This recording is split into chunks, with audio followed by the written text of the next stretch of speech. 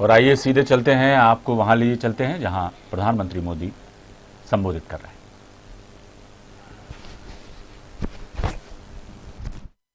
स्वामी विवेकानंद भक्ति, ज्ञान और कर्म तीनों को अपने में समाये हुए थे। उन्होंने भक्ति का दायरा बढ़ाते हुए हर व्यक्ति में दिव्यता को देखना शुरू किया। उन्होंने व्यक्ति और संस्थान के निर्माण पर बल देते हुए कर्म को भी अभिव्यक्ति दी, प्रेरणा दी। साथियों, भक्ति आंदोलन के सैकड़ों वर्षों के कालखंड के साथ साथ देश में कर्म आंदोलन भी चला। सदियों से भारत के लोग गुलामी और साम्राज्यवाद से लड़ रहे थे। चाहे वो छत्रपति शिवाजी महाराज हो, महाराणा प्रताप हो, झांसी की रानी लक्ष्मीबाई हो, कित्तूर की रानी चेन्नम्मा हो, या फिर भगवान बिरसा मुंडा का सशस्त्र संग्राम हो। अन्याय और शोषण के विरुद्ध सामान्य नागरिकों के तप, त्याग और तर्पण की कर्म कठोर साधना अपने चरम पर थी। ये भविष्य में हमारे स्वतंत्रता संग्राम की बहुत बड़ी प्रेरणा बनी।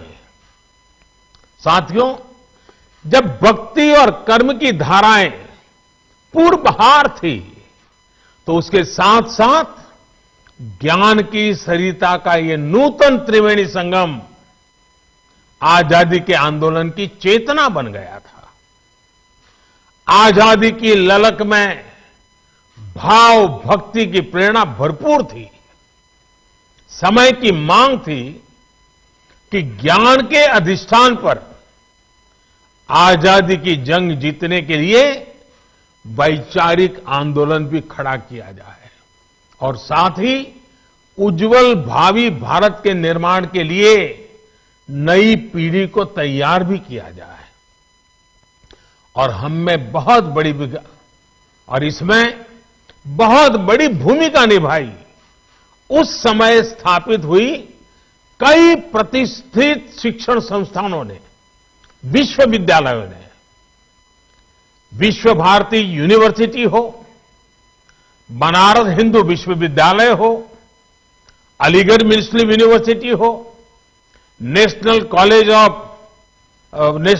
हो जो आजकल लाहौर में है, मैसूर यूनिवर्सिटी हो, त्रिची नेशनल कॉलेज हो, महात्मा गांधी काशी विद्यापीठ हो, गुजरात विद्यापीठ हो, विलिंगडन कॉलेज हो, जामिया मिलिया इस्माइलिया हो, लखनऊ यूनिवर्सिटी हो, पटना यूनिवर्सिटी हो, दिल्ली विश्वविद्यालय हो, आंध्र यूनिवर्सिटी हो, अन्ना मलाई यूनिवर्सिटी हो, ऐसे अनेक संस्थान उसी एक कालखंड में देश में स्थापित हुए। इन यूनिवर्सिटीज में भारत की एक बिल्कुल नई विद्वत्ता का विकास हुआ। इन शिक्षण संस्थाओं ने भारत की आजादी के लिए चल रहे वैचारिक आंदोलन को नई ऊर्जा दी, नई दिशा दी, नई ऊंचाई दी। भक्ति आंदोलन से हम एकजुट हुए, ज्ञान आंदोलन ने बौद्धिक मजबूती दी और कर्म आंदोलन ने हमें अपने हक के लिए लड़ाई का हौसला और साहस दिया। सैकड़ों वर्षों के कालखंड में चले ये आंदोलन त्याग, तपस्या और तर्पण की अनूठी मिसाल बन गए थे। इन आंदोलनों से प्रभावित होकर हजारों लोग आजादी की लड़ाई के बलिदान देने के लिए, उस आजादी में बलिदान देने के लिए एक के बाद एक आगे आते रहे। साथियों, ज्ञान के इस आंदोलन को गुरुदेव द्वारा स्थापित विश्व भारती विश्वविद्यालय ने नई ऊर्जा दी थी।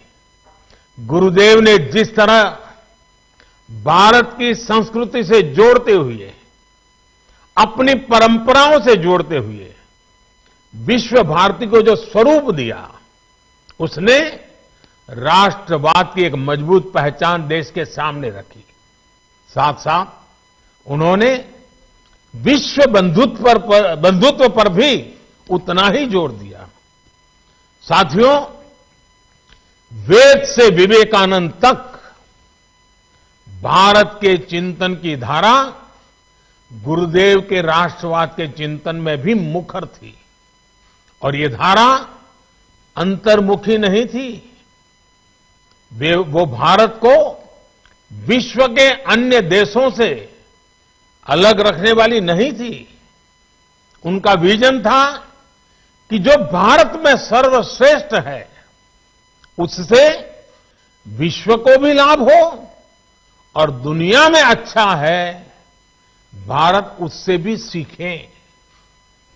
आपके विश्वविद्यालय का नाम ही देखिए, विश्व भारती।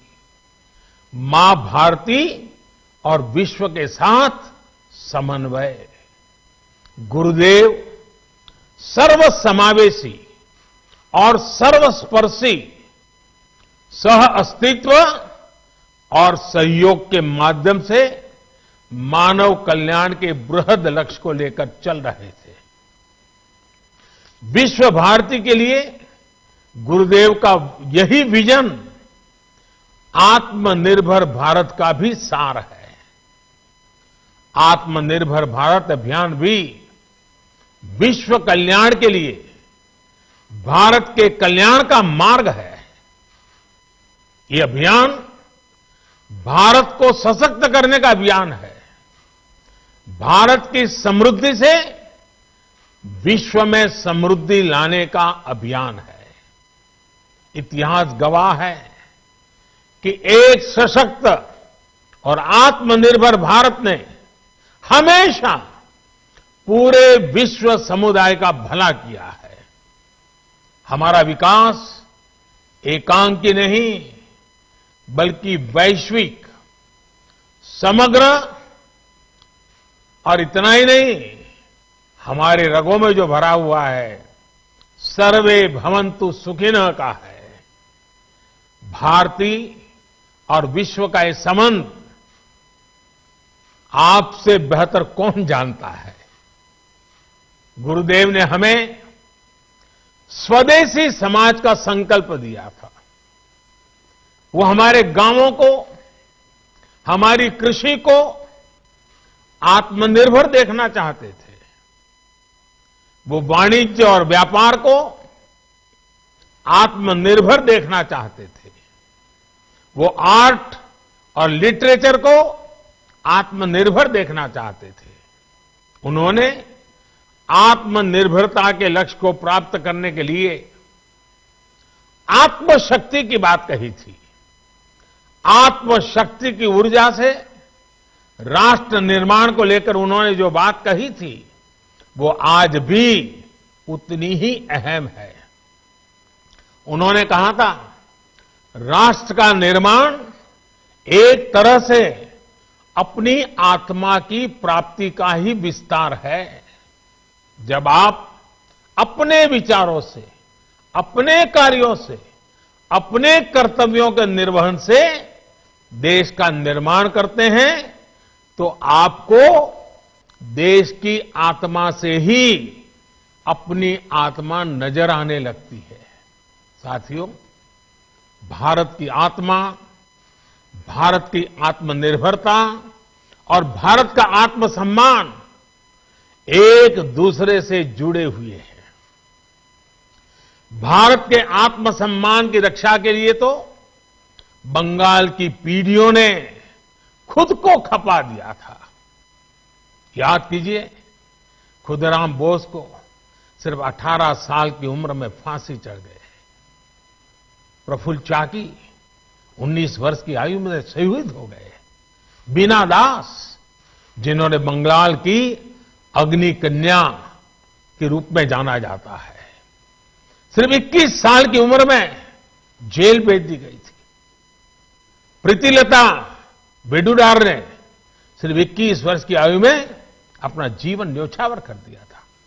ऐसे अनगिनत लोग हैं शायद जिनके नाम इतिहास में भी दर्ज नहीं हो पाए। इन सभी ने देश के आत्मसम्मान के लिए हंसते हंसते मृत्यु को गले लगा दिया।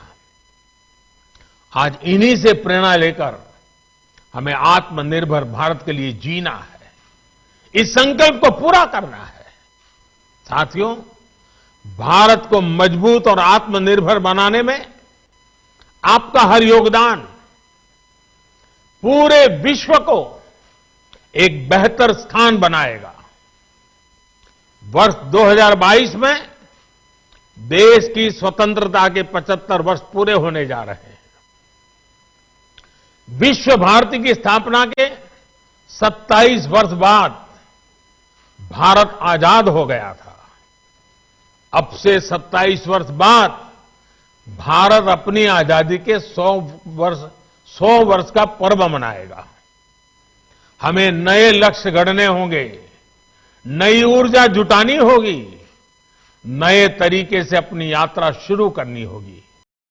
और इस यात्रा में हमारा मार्गदर्शन कोई और नहीं बल्कि गुरुदेव की ही बातें करेंगी, उनके विचार करेंगे। और जब प्रेरणा होती है, संकल्प होता है, तो लक्ष्य भी अपने आप मिल जाते हैं। विश्व भारती की ही बात करूं तो इस वर्ष यहां ऐतिहासिक पोष मेलों का आयोजन नहीं हो सका है। 100 वर्ष की यात्रा में तीसरी बार ऐसा हुआ है। इस महामारी ने हमें इसी मूल्य को समझाया है, वोकल फॉर लोकल। पोष मेले के साथ तो ये मंत्र हमेशा से ही जुड़ा रहा है। महामारी की वजह से इस मेले में जो कलाकार आते थे, जो हैंडीक्राफ्ट वाले साथी आते थे, वो नहीं आ पाए। जब हम आत्मसम्मान की बात कर रहे हैं, आत्मनिर्भरता की बात कर रहे हैं, तो सबसे पहले मेरा एक आग्रह पर आप सब मेरी मदद कीजिए, मेरा काम कीजिए। विश्व भारती के छात्र छात्राएं पोष मेले में आने वाले आर्टिस्टों से संपर्क करें, उनके उत्पादकों बारे में जानकारी इकट्ठा करें और इन गरीब कलाकारों की कलाकृतियां ऑनलाइन कैसे बिक सकती है, सोशल मीडिया की इसमें क्या मदद की जा सकती है, इसे देखें, इस पर काम करें। इतना ही नहीं, भविष्य में भी स्थानीय आर्टिस्ट, हैंडीक्राफ्ट, इस प्रकार के जो साथी अपने उत्पाद विश्व बाजार तक ले जा सके, इसके लिए भी उन्हें सिखाइए, उनके लिए मार्ग बनाइए। इस तरह के अनेक प्रयासों से ही देश आत्मनिर्भर बनेगा, हम गुरुदेव के सपनों को पूरा कर पाएंगे। आपको गुरुदेव का सबसे प्रेरणादायी मंत्र भी याद ही है,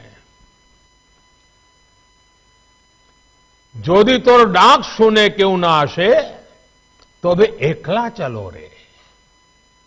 कोई भी साथ ना आए, अपने लक्ष्य की प्राप्ति के लिए अगर अकेले भी चलना पड़े तो जरूर चलिए।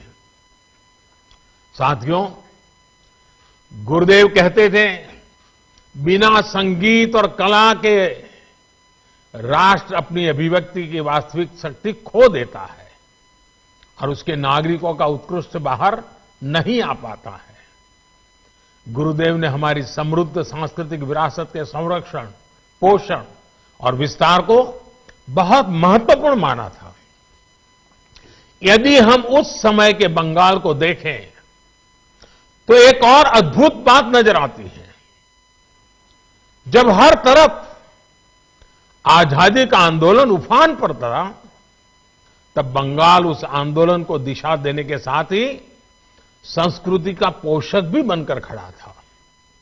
बंगाल में हर तरफ संस्कृति, साहित्य, संगीत की अनुभूति भी एक तरह से आजादी के आंदोलन को शक्ति प्रदान कर रही थी। साथियों, गुरुदेव ने दशकों पहले ही भविष्यवाणी की थी। और भविष्यवाणी क्या थी? उन्होंने कहा था, ओरे नोतुन जुगेर भोरे दिशने सोमोय कार्य वृथा सोमोय विचार खोरे औरे नूतन जुगेर भोरे ऐशो ज्ञानी ऐशो कौर्मी नाशो भरो लाजे बीरो धोर में पुन्नो कौर्मे विश्व हृदय राजो है। गुरुदेव के इस उपदेश को, इस उद्घोष को साकार करने की जिम्मेदारी हम सभी की है।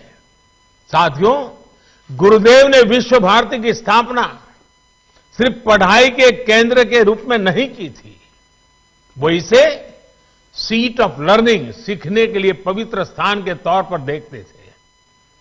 पढ़ाई और सीखना दोनों के बीच का जो भेद है, उसे गुरुदेव के सिर्फ एक वाक्य से समझा जा सकता है।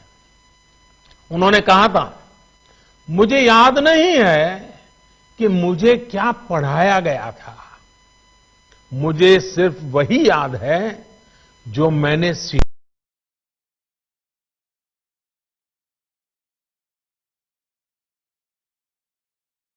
सबसे बड़ी शिक्षा वही है जो हमें न सिर्फ जानकारी दे, बल्कि हमें सबके साथ जीना सिखाए। उनका पूरी दुनिया के लिए संदेश था कि हमें नॉलेज को एरियाज में, लिमिट्स में बांधने की कोशिश नहीं करनी चाहिए। उन्होंने यजुर्वेद के मंत्र को विश्व भारती का मंत्र बनाया।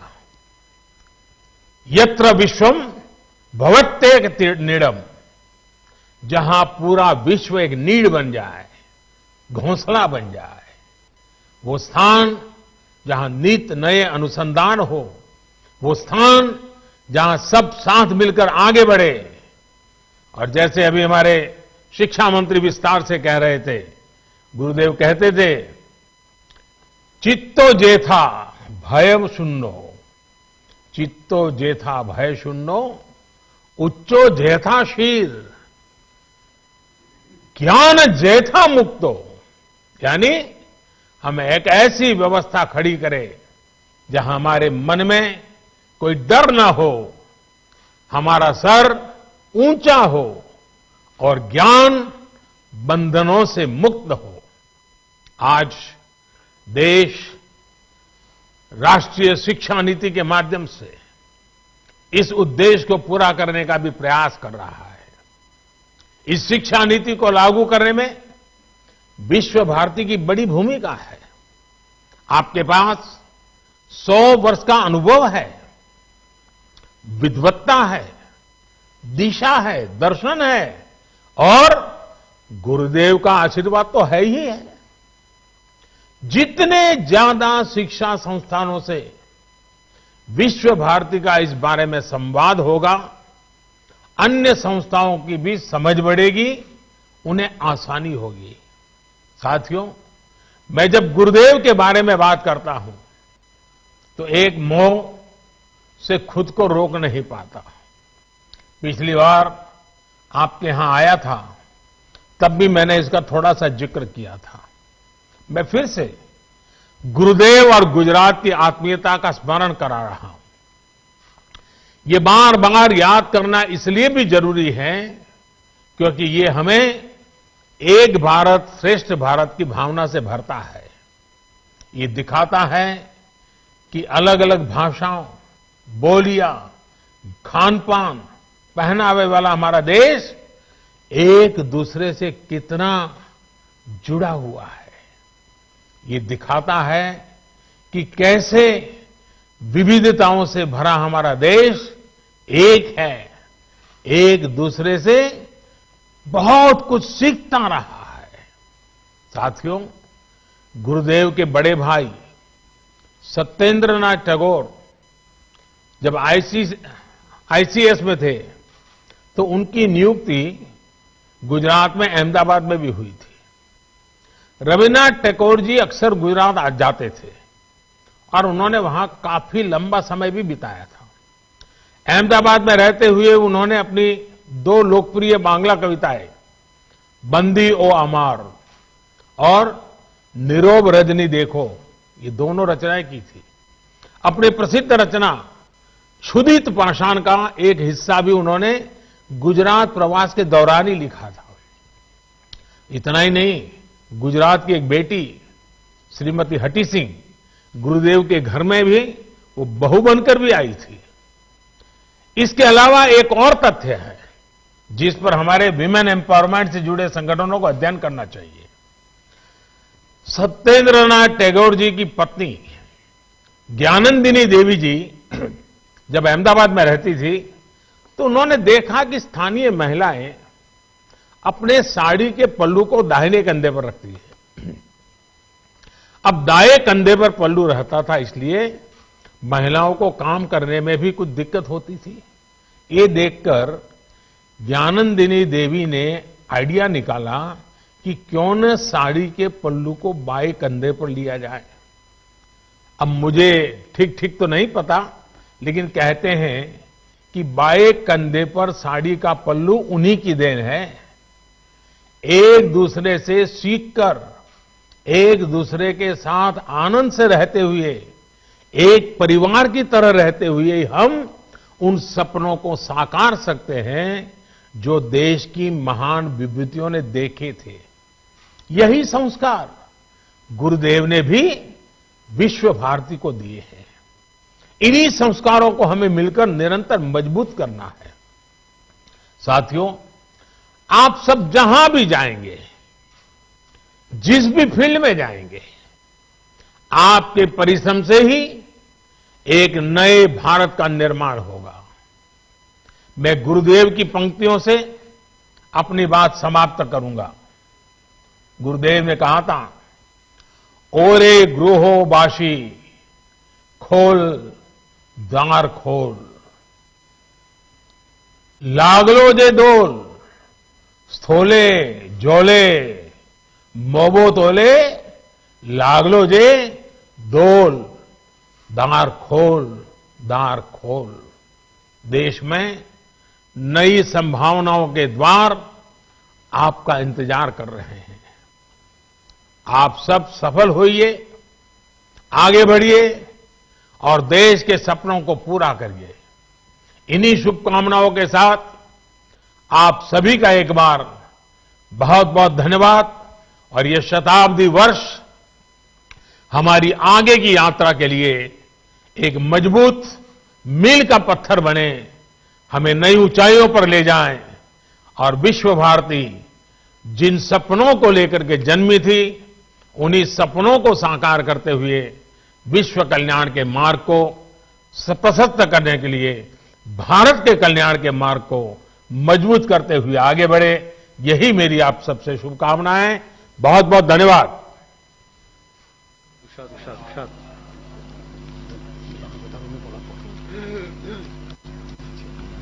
मेरा भी एक खुश नसीबी हूं मैं, क्योंकि आज इस कार्यक्रम के बाद हमारा जो आचार्य साहब को मैं प्रणाम करता हूं।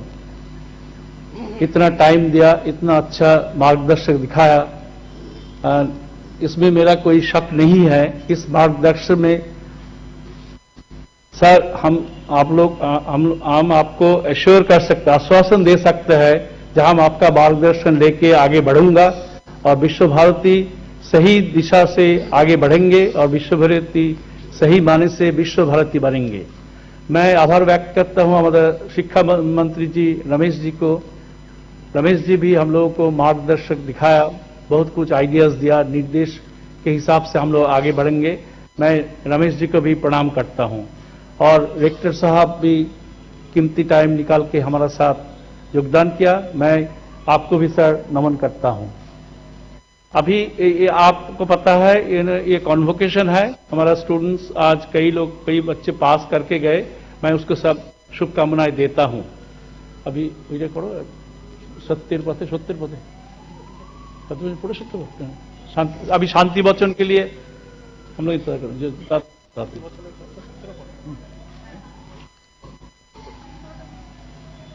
पृथिवी शान्तिरन्तरिक्षं शान्तिर् शान्तिर्द्वौ शान्तिरापः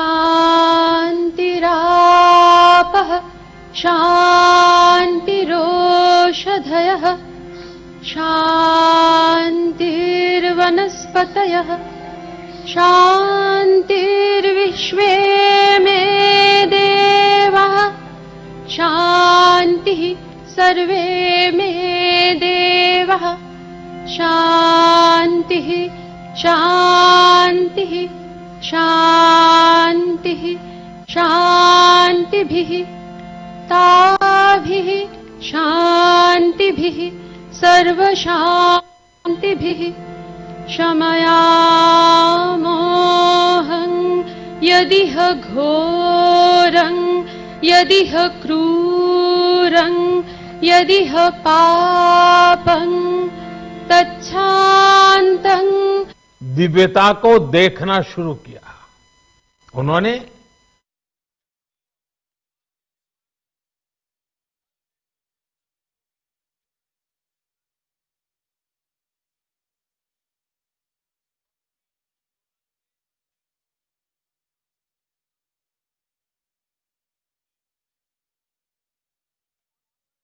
best brains from industry and academia to mentor you so that you